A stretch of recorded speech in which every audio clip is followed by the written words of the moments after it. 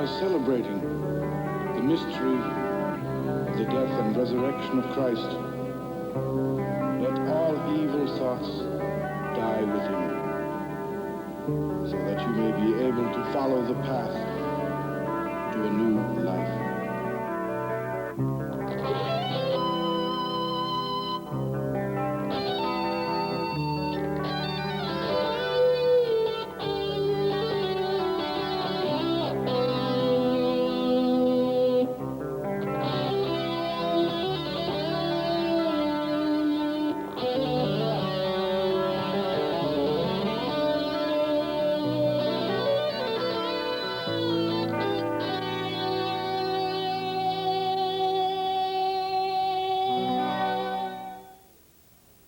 I'd also like to thank you for allowing me into your homes for this 19th edition of Season 4 of Esoteric Science Roundtable. And the intro music may have given some indicator as to the subject today and the topic, Spring Eternal. Obviously, this is the time of year that is celebrated by Christians around the world as the Easter holiday, and so I want to touch upon some different aspects of that, the symbolism behind the holiday. I'm not so much interested in any kind of pagan tradition that might have been adopted, and why it fell on this day specifically, but I do want to kind of get into some aspects of, again, rebirth, regeneration, and things of that nature. And so the idea that Spring Eternal, that we have reminders in nature that show us how death is just a temporary or a transitory state, and that we can overcome death by various processes, and that again it's just another state of consciousness ultimately, and that it's not a permanent state by any stretch of the imagination. And so we find ourselves rhythmically cycling between life, death, life, death, life, death. But there's always continuity of consciousness, and continuity of consciousness is a keynote or a cornerstone of our humanity, or of life in manifestation in general, as a matter of fact. So we see that the life that underlies the form does, again, cyclically demonstrate itself. And so if we consider from the gospel narratives the example of Jesus dying on Good Friday, and then or whatever day of the week it actually might have fallen on, and then rising 3 days later from the tomb. And so obviously with this upcoming Friday being Good Friday as we celebrate it currently, and then this Sunday being Easter Sunday falling 3 days later, this would correspond to that example from the gospel narratives. And so from this death, the faithful in the Christian community see an example of rebirth or regeneration. And this is essentially the cornerstone for the faith of the Christian church, is that Jesus the man was able to merge with Christ, did indeed die on the cross, or died, and was regenerated, reborn, or that did not die, and that this again is the cornerstone for faith for the Christians. And this shows again one example of, again, death to life, and certainly the idea that this holiday is during the spring. We have plenty of ample examples in nature, as I was saying earlier, to look to, and we can look around at all the Easter lilies and all of the bluebonnets and all of the spring flowers that we see that are only come up around this time of year that we can consider. And even in the dead of winter, if we really, really consider it, we know that there's still that essence of life, that kernel of life that is still somehow latent within anything, whether that be, again, a tree or wildflowers, lilies, all of the, especially, again, especially considering the spring flowers that really relate us to the Easter, the concept of Easter, and rebirth and regeneration. And certainly we consider from the animal aspect that a lot of the mating takes place and building of nests and things like that happen around this time.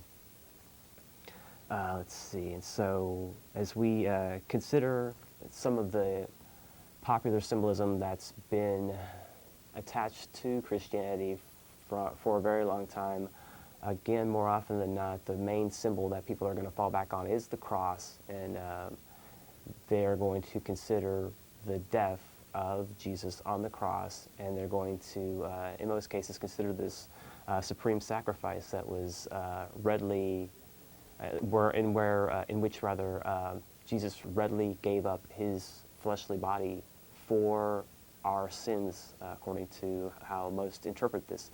And so, again, this is the basis of faith that, and again, the cross being a cornerstone symbolically of the Christian church.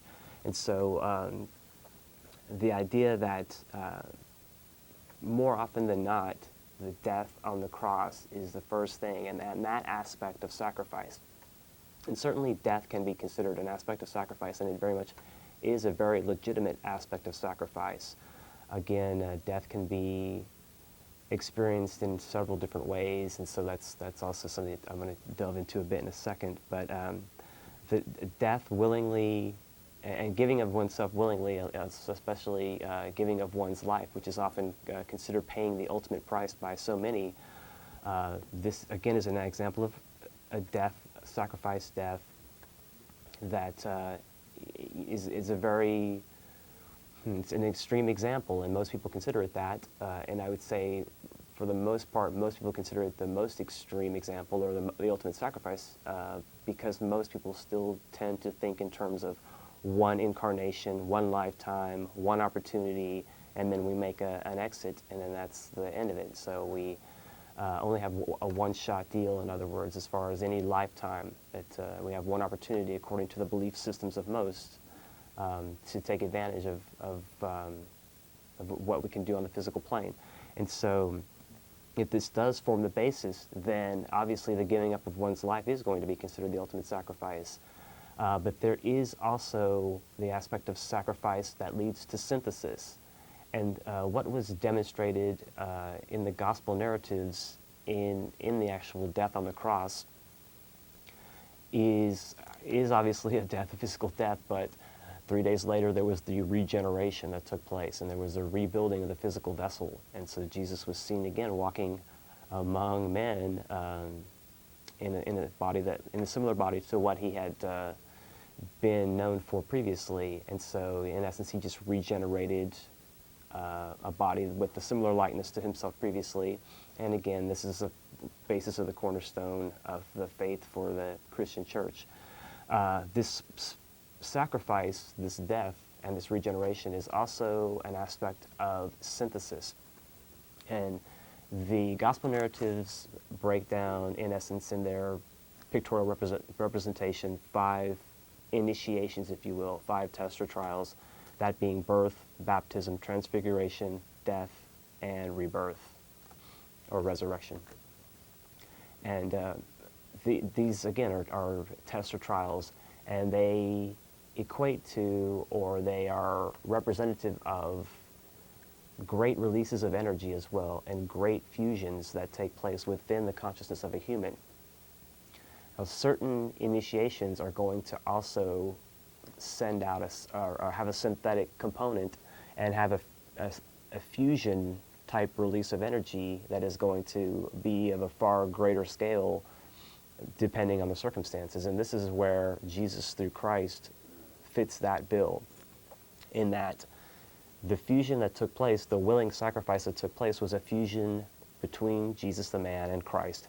And this allowed for the fusing with the will aspect.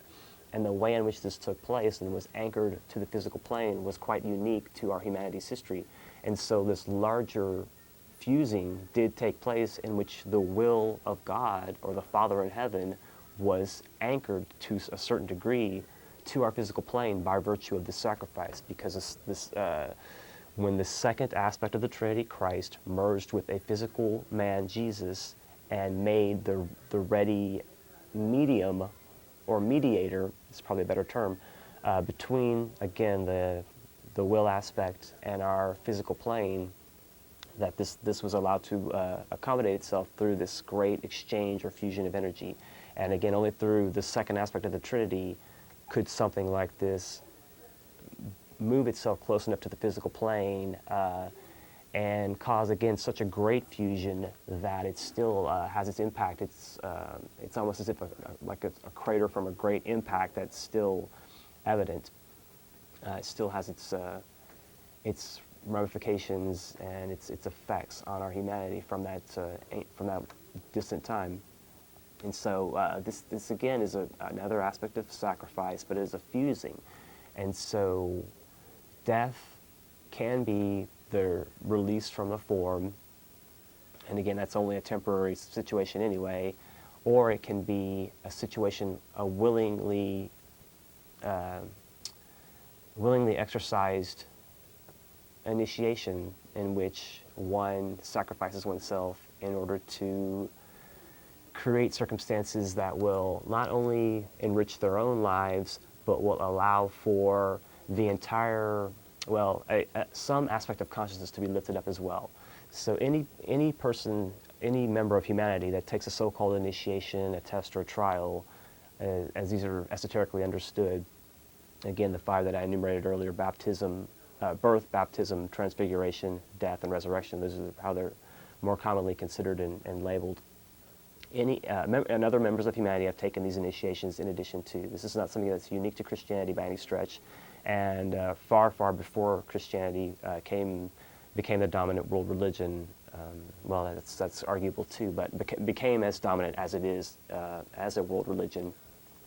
These initiations meant much to other cultures, and they were the same basic initiations. And they were colored in the symbolism and the language of the day for particular cultures, but nonetheless, these expansions of consciousness have been held sacred within humanity since ancient days. And these releases of consciousness, or these fusions of consciousness, and these mergings of consciousness have, again, allowed for some little ripple to take place throughout time and in any little area in which some human has taken the so-called initiation. And as individuals tread the path of return to divinity and climb the ladder of spiritual evolution, that at certain road marks and certain great points within the journey, that one does have a culmination that works out through the so-called initiation, a test, or a trial. And this is, these are sort of archetypal situations in which they're unique, again, to all humanity. There may be various components or aspects of the way in which the initiation marks the consciousness of the person, but nonetheless, they are still universal, and there's still this level at which these tests or trials take place is one in which, again, archetypes or aspects of consciousness are unique to all humanity. So we can all humans can at some point in their evolution tap into a certain point, a certain mental space, if you will, in which we can all agree upon these tests or trials as they relate to our evolutionary process and the unfolding of consciousness through humanity. And so again, we have various components of the idea of sacrifice, and we have various aspects of the idea of synthesis.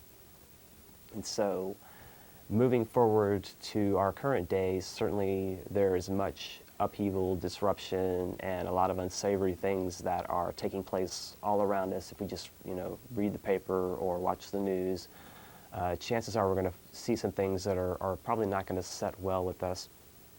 And this is pretty much across the board, that we're in quite a state of flux and turmoil, and these are pretty intense times across the board for all humanity.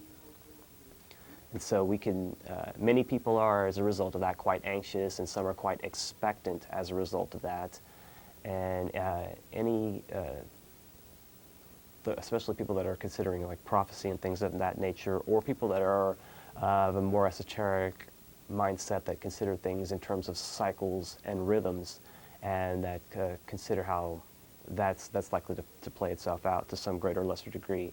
And so there's an agreeing upon a sort of culmination, if you will, that's playing out pretty much in the here and now, and that many different individuals are preparing themselves and considering what they can do in order to either just make it through these traumatic times or do something to, help uplift their fellow humanity at some level in their own area, or in some cases on a larger scale. And so there are people that, again, that are expectant to a certain degree, and they're wondering, what's going to happen from week to week almost in this day and age, and understandably so, because these are quite volatile times. And so this is another key reason why so many people are kind of getting towards like an end times prophecy mentality, or at least some transition time mentality. And I think that's right and proper to a large degree as well, when so many individuals across the globe are feeling at some level, either at their gut level or intuitively from the soul levels, that that these great changes and trials and upheavals are taking place for humanity collectively. Again, this is right and proper. Much of this is affecting humanity, and our consciousness is really the way in which our mental focus is these days. These things are very acute to us. We're very painfully aware, and also with as much media coverage as things tend to get on a world scale as well, we tend to really become acutely aware, and so we can instantly send our thoughts, our feelings, and our considerations to any situation on the globe that we become aware of. And so we're bombarded with so much more, and so we're having to filter through so much more information and try to still maintain our own daily affairs. And this is certainly difficult for anybody to maintain in these really drastic times. And so certain aspects of synthesis are also taking place amidst all this turmoil and all this chaos that's actually ensuing right now.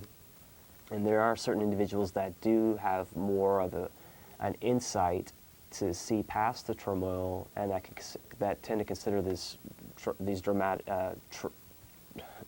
these tragic, drastic, traumatic, all those terms, all these things that are panning out right now. People that tend to see all this stuff happening, that have an intuitive sense of this being, again, more of a transition, as I alluded to earlier.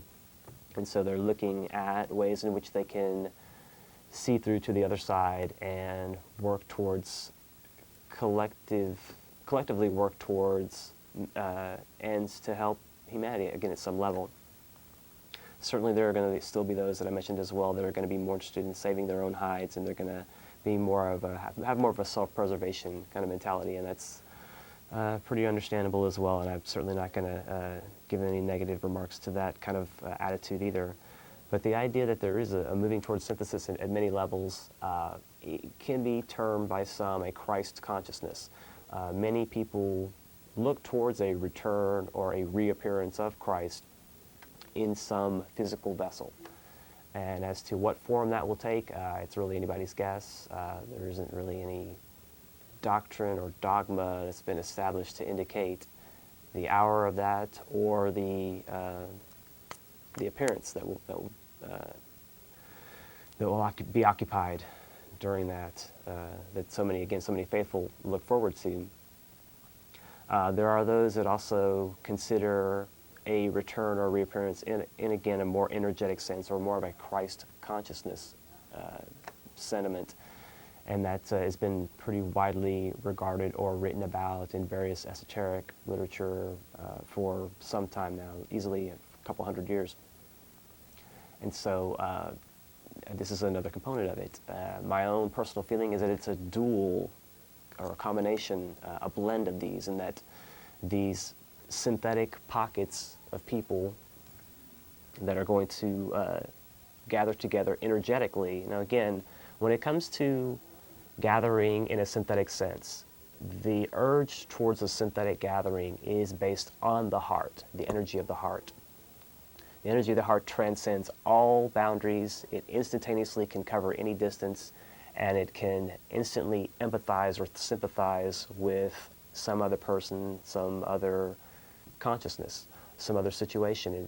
This can be again, this is like one of the links, one of the major links that allows group work to carry itself out, and not necessarily esoteric work, but also anything that people want to really put themselves into. That the heart, at some level, is going to tie and bind these people in some kind of a relation, and so this synthetic approach is again bound at some level by the heart, depending. And this union is going to allow for, again, certain pockets to bind and collect their energy. And so they're, again, regardless of their location on the planet, their affiliation, their magnetic rapport, and their agreeance upon certain ideas and issues will allow them to come together in a spirit of cooperation and to be able to work together energetically. And again, this may have some physical plane component. This may have something to do with, feeding the hungry, or educating people, teaching people how to read, or something like that. So there are many aspects and components to this.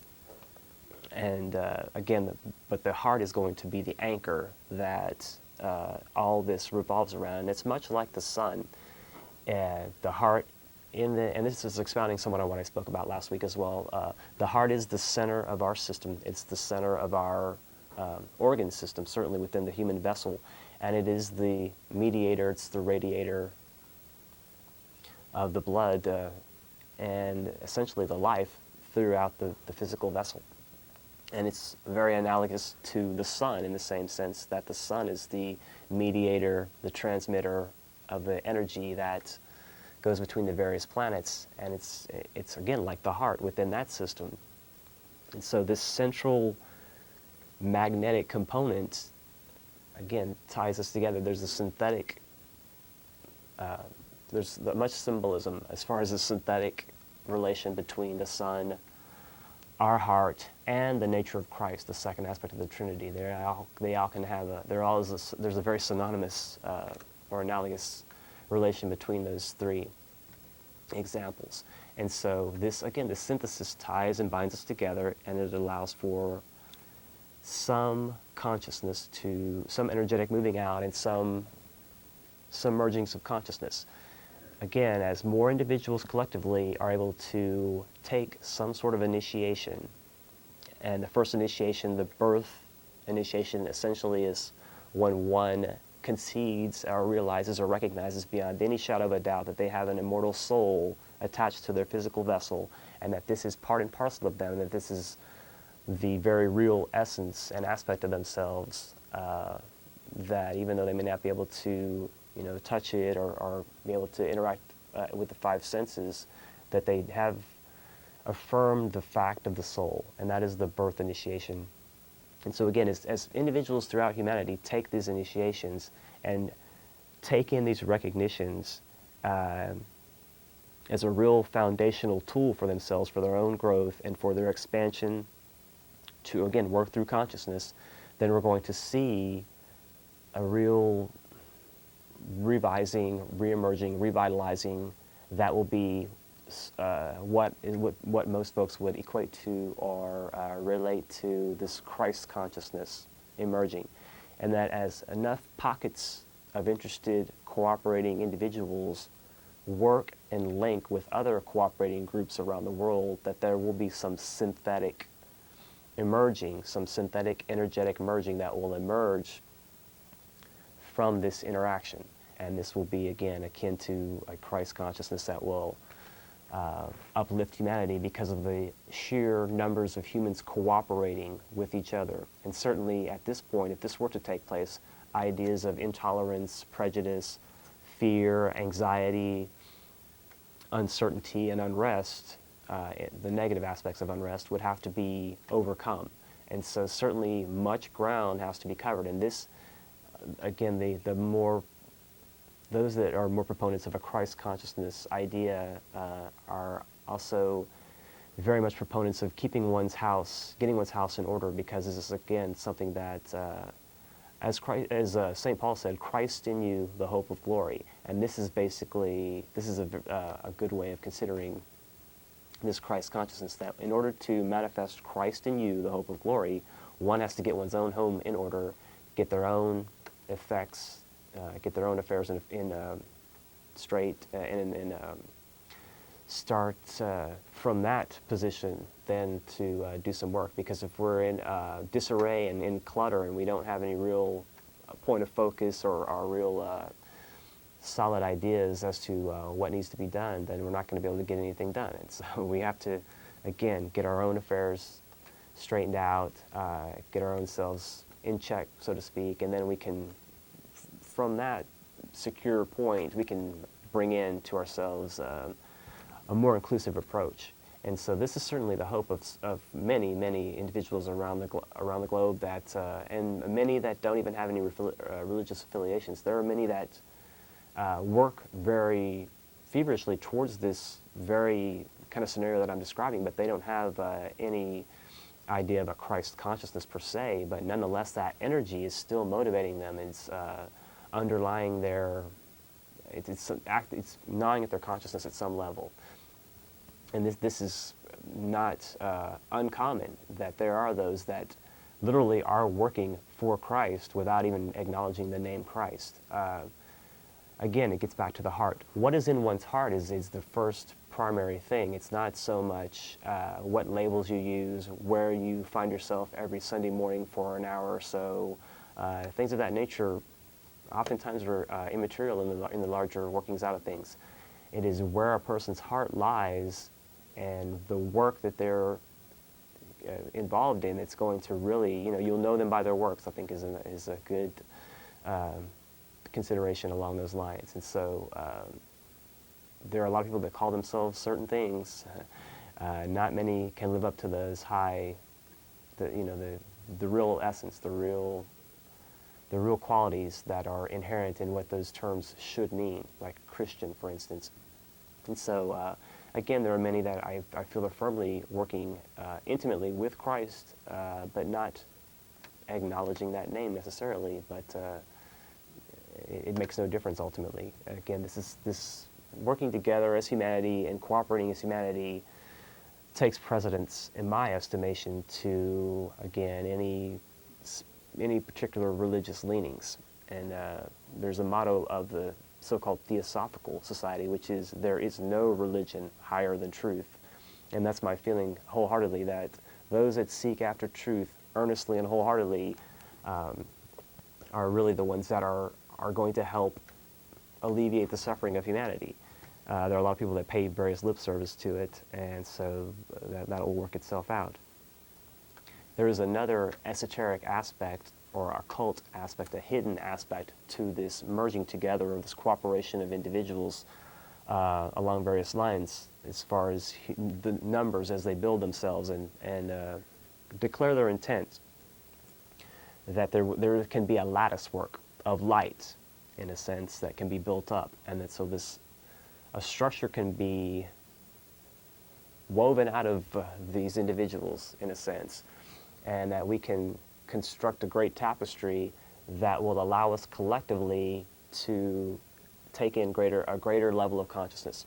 And there can be there can be an abundance of group initiation that will be incited, in a sense, by virtue of this. As enough numbers start to weave and build in consciousness, essentially, on more of the mental, because there are those that build emotionally, but oftentimes that is that can be the seat of glamour, illusion, and Maya, or it is the seat of those things in many respects. And so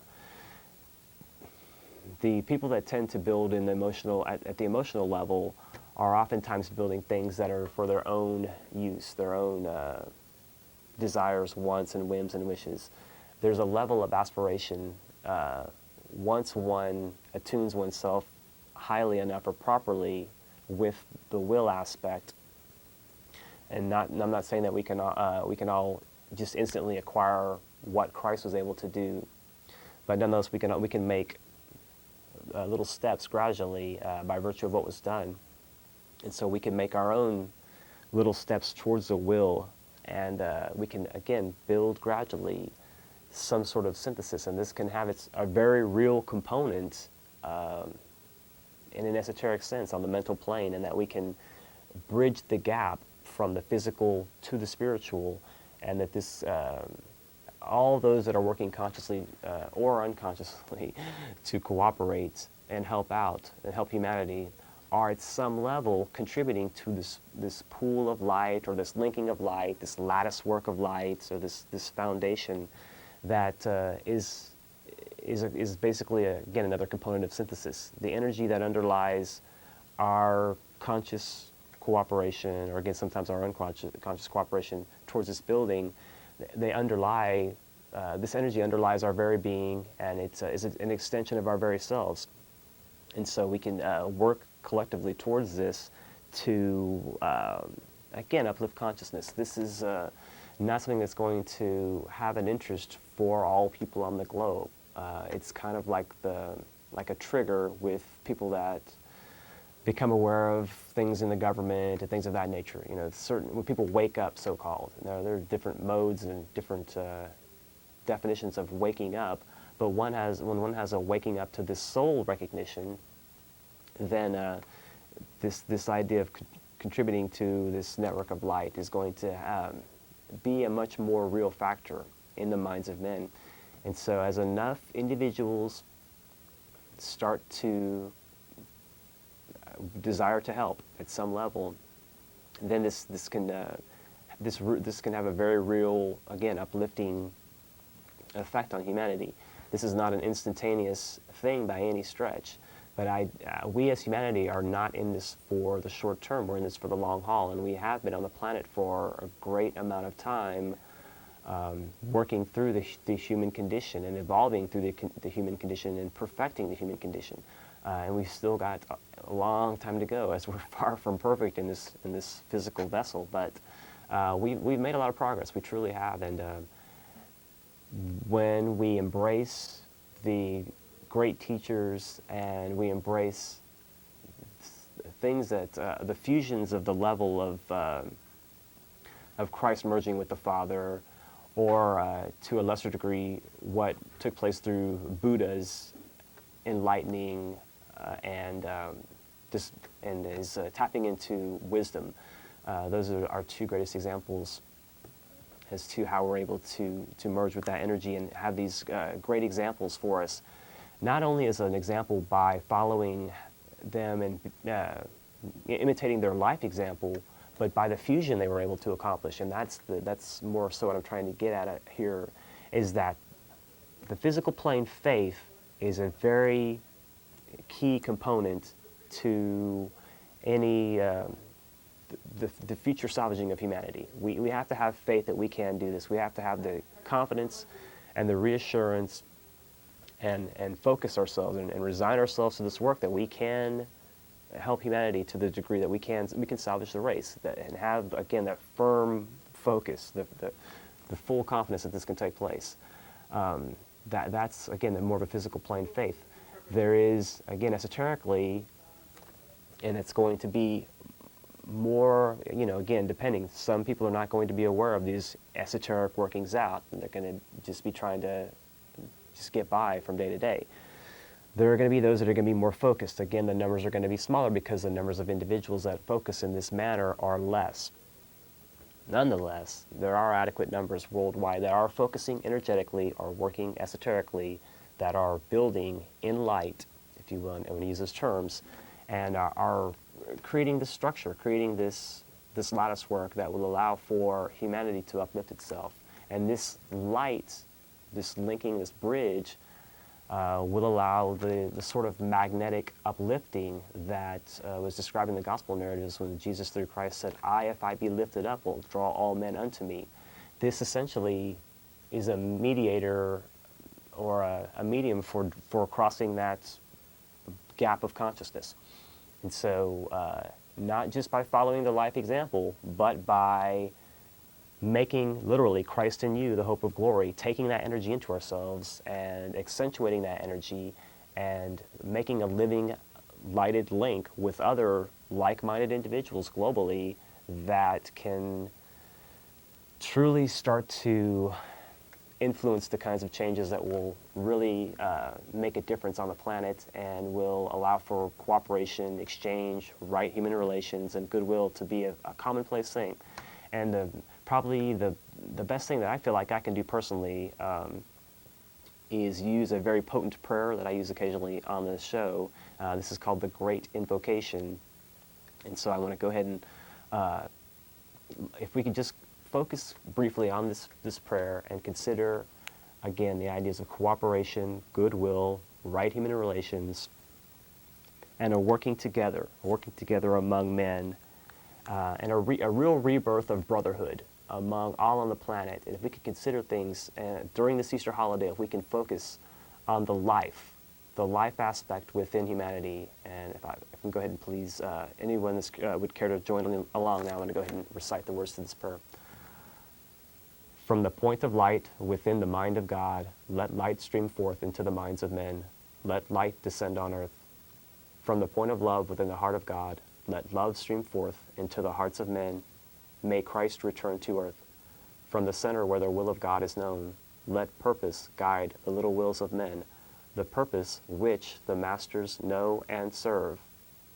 From the center which we call the race of men, let the plan of love and light work out, and may it seal the door where evil dwells. Let light and love and power restore the plan on earth.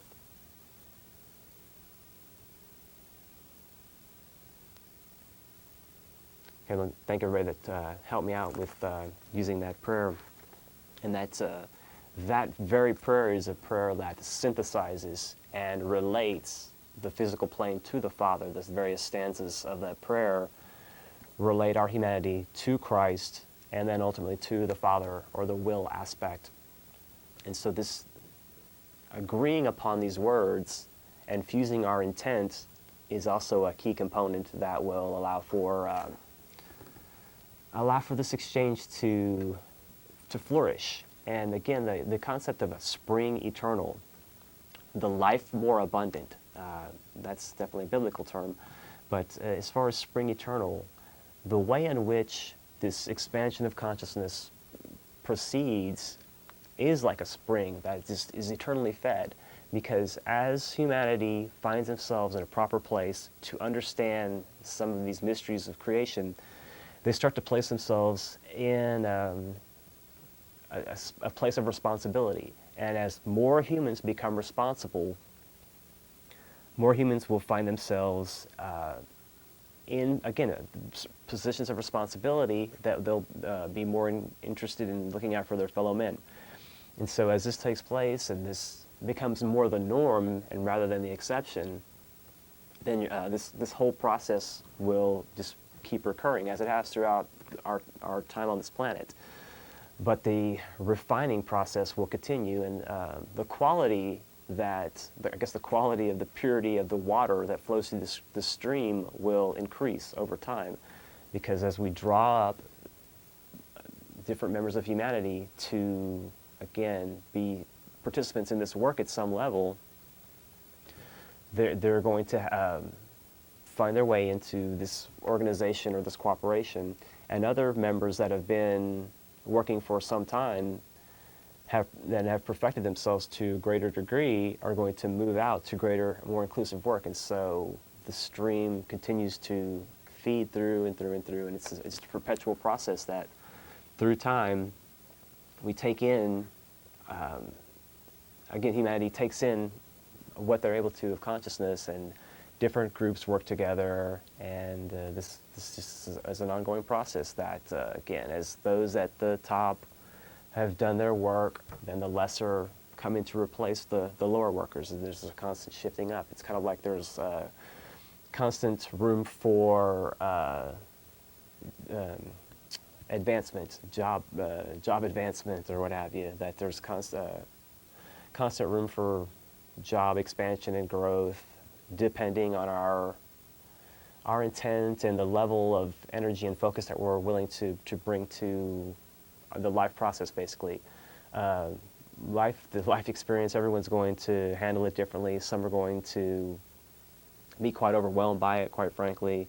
Some are going to try to get through the life process and gain as much as they're able to, and some are going to ultimately, at some point in the life process, gain some sense of responsibility, and they're going to be interested in trying to help other people at some level. This is very much our human nature, and so as we're able to, as more humans are interested in doing this, then we'll see this being much more of a global phenomenon. I certainly believe very much in reincarnation, and so this is the process by which we go from lifetime to lifetime. Initially, looking towards our own wants, whims, and wishes, and just looking out for our own hides.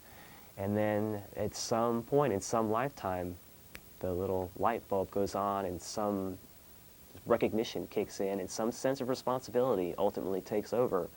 And then from that point on, that person has a little gnawing, and the conscious is ever present in that person's, at some level, in the person's consciousness. And so they're driven from that point on to seek to serve and salvage humanity at some level. And so from that lifetime forward, they take that kernel of recognition with them, and they build on that little fire, that little flame, and then it turns into a great conflagration at some point in time.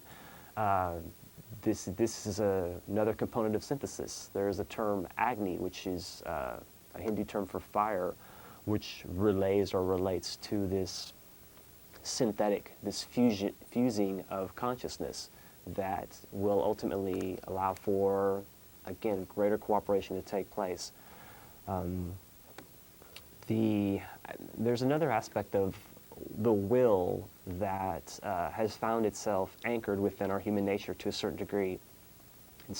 There are certain components or certain people that are more capable or qualified to bring in, tune into or anchor a certain aspect of the will of God. And there is let's see, there's a term for it, that enlightened enthusiastic will. Determination or enlightened enthusiastic will. There are those that, again, take that sense of determination or that sense of recognition and that gnawing inside to want to do something, and they take it a step further. And so there's an aspect of sacrifice that is called determination, where one is so determined that, again, they're enlightened, enthusiastic will, so their soul-inspired or soul-fired will drives and propels them forward. And this again, is finding itself expressing itself through greater numbers of humanity as time goes by. And so we'll have to see how this plays out. Let me go ahead and grab some calls, see what's going on. Hello, caller, you're on the air. Hello. Hi, how are you? Hi, Corey. This is Shay. How are you? Hey, it's good to hear from you. I haven't watched your show in a while. What's wrong with you? Nothing's wrong. Everything's good. Okay, that's cool. And I was just calling because it was actually an accident that I caught your show tonight, and it was an accident that I caught Alex Jones's show the other day. And I think that people sometimes underestimate the power of coincidences and how you have to seize those coincidences as they come and present themselves to you. Mm-hmm. I would agree. Yeah, we have to also, I think just allowing our intuition, being open, you know what I mean? Because we get so stressed out during the day that, we're so focused on the workaday world or whatever we have to do, make dinner when we get home or whatever, that we just very seldom take the time just to take a deep breath, just to open up and just to allow maybe the intuition to come through or something along those lines that can allow for synchronicities. Actually, the psychologist Carl Jung, I think, pretty much coined the term synchronicity. I think that ties into what you're talking about, that, if you have just a whim to turn on the television or something like that, or to flip the channel or something, this is the kind of things that, or, it's like taking the test, you want to go with the first answer that you choose in most cases. I think it's that kind of thinking that people tend to overlook. Hopefully people can get more into the flow. I think it's kind of it's a whole rhythm thing, of kind of knowing how to trust yourself, falling back into a rhythm where you can get locked into those synchronicities. Otherwise you're out of sync, and then nothing matches up or syncs up for you. Right, exactly. It's just when the synchronicities, they start culminating more and more and more, that's when when you're on the right path or Good on point. the way, or whatever you want to call it. Well, it just gives you a lot more encouragement, in your everyday, just in life in general, that things tend to kind of be in sync, and and you tend to be kind of locked in in the zone to a certain degree, rather than, you just can't seem to get it right, nothing ever goes right, something's always blowing up in your face. So I really think there's a whole life art to really living a rhythmic life, maybe like a Zen life, or however you want to term it, that will allow you to kind of miss the pitfalls and kind of just, kind of hit the highlights to a certain degree. I'm not saying that, everybody's going to have a perfectly rosy life. There's certainly, we have our tests and trials, as I was talking about earlier, but I think we can kind of navigate through and use those synchronicities to our advantage if we're in tune with it. It's a definite challenge, that's for sure. All right. Well, thanks a lot. I'll Sorry? talk to you later. Thank you. Okay, hey, take care. Stay in touch. I will. Bye-bye. Right, bye-bye. Hello, caller, you're on the air. Hello, line 3. Hello? I'm having very much difficulty hearing you. Can you hear me now? Not very well, but please continue to speak. Okay. Hi, Corey. Hey. I just caught you tonight. I've never seen you before. Mm-hmm. And I was really, it just really impressed me. You talk about helping people. Well, I try to help people all the time, but you can't just help people when they don't want help. Mm-hmm. And so can you explain that? When you always want to help people, but they don't want help, what do you do? How do you not get depressed and when you try to help people and they just don't want that help or don't take the help? Well, I think there are many different instances of that. You may want to give the person standing on the corner that's asking for change, you may want to give them some food. And they may not want any food. They may want money, Oftentimes, and there's another instance as well, where we may think that we know what is right for someone else, or we may think we have an idea of the type of help someone may be in need of, and we may perhaps be off the mark. And I would also say just learning how to be allowing and accepting of people's opinions. If they want to be self-righteous and indignatious and refuse any help because of some pride situation or something, that's a very real consideration also. But we just have to understand how to be allowing and understand when and where and how we can help different individuals. I think falling back on our intuition, as I was speaking with the previous caller about, is a good way to go about that as well. Just trusting yourself to know when to offer that assistance or when to hold back, and just when to give some silent reassurance. That oftentimes is more needed than some active giving or offering of something. Okay. That makes sense. Okay, you have a great night. Care to add? That's it. You have a great night. Okay, thank you very much for taking the time to view. I appreciate that so much. And I want to go ahead and mention our show times. We are here every Thursday on Channel 11 from 8 to 9 p.m., and that will be consistent for several months now, so until the future. So please mark your calendars out there, folks, if you're interested in the subject matter here that we're covering. Let's see. Okay, let me go ahead and again just touch on a few more other little aspects that I wanted to get into about. Well, again, once we make the determination to want to do something to help humanity at some level, there's always that looking at ourselves and determining what it is that we're best at, and what are our best attributes and qualities, and what are our talents that we can bring to the table. So that's always a consideration. And so those that can write, or those that can build, or those that can speak, or those that can teach, or those that can, any number of things. There's ample need out there, and it's just up to individuals to see where they can fill these gaps, fill these needs as they're able. Let's see. Okay, again, I want to remind folks about the idea of the show title, Spring Eternal. There really is no death. Death is just a transitory, it's really an imaginary condition, but because consciousness does transcend all conditions. Consciousness transcends life and death, and we will remain conscious through all those different states, as much as maybe atheists or different other individuals might not be too keen on those concepts. Nonetheless, consciousness is continuous, and we will maintain that, and so we'll find ourselves ready to come back into the physical plane again, just like these Easter lilies and just like these spring flowers that remind us year after year that just because we don't see something doesn't mean that there isn't some aspect of it that is not present, that the essence of it is not there in reality, and that's a key component.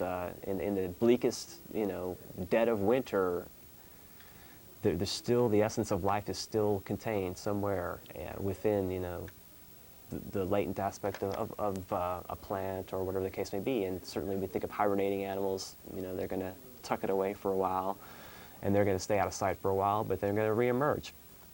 And this is something that we can, I think, take some solace in, is that life is continuous, and that there's faith and hope and love based on that concept can sustain us and can push us through and can propel us forward. These things are eternal equally, and so we can eternally dwell in a joyful condition if we want to. It's really up to us. Let me go ahead and grab another call quickly. Hello, caller, you're on the air. Hi, this is in response to the lady that just called. Mm-hmm. And it's sometimes when we're trying to help people, the best thing we can do is not tell them what they need. Sometimes it's just to listen to them. Mm-hmm. I have a poem, not that I wrote, somebody else wrote, and I read it all the time because it's something I need to learn. I read it every day, and I feel like I need to read it every day to help me, remember that I can't tell somebody else something. The best thing I can do sometimes is just try to listen. And then you can, active listen, rephrase what the person is saying that you understand and let them comment back that you've understood what they're saying. That's about it. All right, I'm having difficulty hearing the speaker, so I do appreciate you taking the time to call. I'm going to go and move on to the next caller, but thank you very much for calling. Let's see. Well, we only have a few minutes left. Let me go ahead and recap a few other things that I wanted to speak about earlier. Okay, again, I want to re-emphasize the idea about sacrifice. One can sacrifice oneself. One can, in the sense of, throwing oneself in front of a moving car to save a small child or something, and that is certainly can be considered an ultimate sacrifice and a very high price to pay in order to again save a life, giving of one's own life to save another life. And this is what is portrayed for us in the gospel narratives, and this is the example that we're asked to follow. If this is something that truly means something to us, then again we can use this I guess determination to build on that, to build on the to build ourselves in order to so we can help others. And let me go ahead and take another call. Hello, caller, you on the air? Line 1, hello. Hello? Hello? Yeah, go ahead. Hello? Yes, you're there, go ahead. Oh, you can hear me? Yeah, go ahead. Okay, I can see you on the TV, but I can't. Okay, I need your help, really. Okay, go ahead. I have a problem with my uncle. Sorry? He has troubled our family for some time by stealing from my grandmother. And even when my grandmother was on her deathbed, he was stealing from her. And this is money to buy crack. And it's very troubling, and I really need to know. I don't want to turn him in, but I know something needs to be done, because now he is living like a slob. And I need help with this. Okay, I really apologize because I'm not hearing very well. I'm going to let you go on that. I really apologize because I'm not hearing. I'm not sure what's going on with the PA system or the speaker in here, but I'm not hearing very well, so I apologize. And it sounds like you're saying something about some family problems, and I don't know that I can really give any advice that's going to resolve anything that's that dire. Again, I'll get back to the heart issue that I brought up initially towards the beginning of the show. Actually, let me read a couple of things related to the heart. I got a couple of things here that I'll borrow from real quick in the waning minutes of the show. Let's see.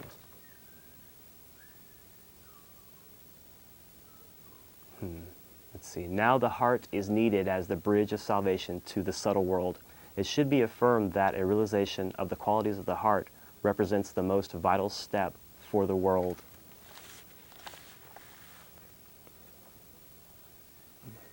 Let's see. There's another one. The summons to a unity of consciousness is necessary everywhere, because this is the simplest introduction into the life of the heart.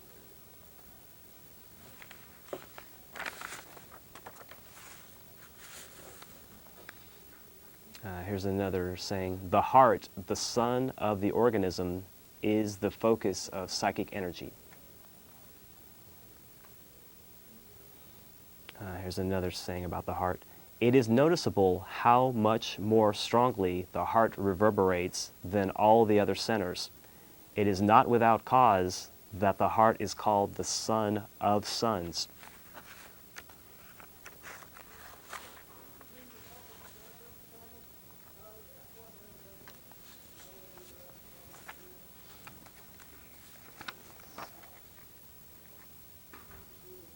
Let's see here. The heart is a temple, but not the abode of idols. The heart is the focal point of life. And I would say that's literally and figuratively that it is. Also, the heart is infinity. And that does relate to what I was speaking about earlier, that if we open our hearts and we consider some person or some situation, we open ourselves up to that, then we literally do connect our hearts. We do connect and send out like a thread of energy or a thread of consciousness, and we connect. It's kind of like, I'll use the rubber band example. It's kind of like setting up a point of tension between your heart and another person's heart.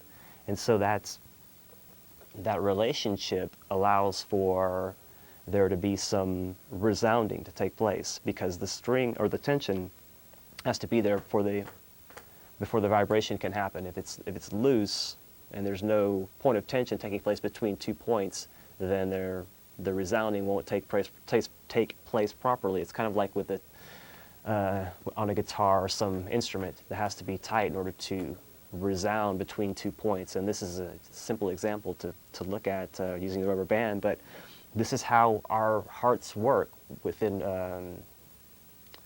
from one person's heart to another heart, the heart of a country, on and on from there. And this is a group phenomenon, because at the most esoteric level, the heart is unanimity. It is one in the level, in the sense of consciousness, in the sense of pure reason, and the sense of pure and absolute love that this is held within the fortress of the heart. And so, by virtue of that, again, we can link with other persons, or we can link out in a group fashion, and the heart can be unanimous in that way. It can be ubiquitous among all, as it is. And so that's part of, again, this consideration of the heart. And the heart also springs eternally, and that's another thing to consider as well. Let's see, I want to go ahead and wind down the show and remind folks, check out Therefore I Am every Tuesday night, 10 p.m., Channel 16. Later this evening, Channel 16, 10 p.m., we have David Castillo, The Beautiful Losers. I want to thank my producer, Chris, for commanding the helm of the Starship Esoterica. And we are here every Thursday, 8 to 9 p.m., Channel 11. And I want to encourage folks to mark your calendars, stay tuned, and check us out when you have an opportunity. I apologize for the audio difficulties. I'm not sure what the deal is with that exactly. Hopefully we'll get that squared away next week. So thanks, Austin. Have a nice evening. Take care, and we'll see you soon.